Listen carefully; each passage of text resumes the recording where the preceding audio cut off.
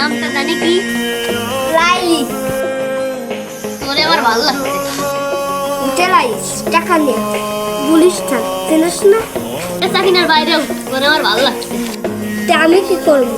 সংসার করবি? ওই হোটেলে গোতর দিচ্ছে সমস্যা হোটেল কাম ছাড়া দিবি। তাতে চোখ মতন একটা বিয়ে করবি। চলবো, চিন্তা কর।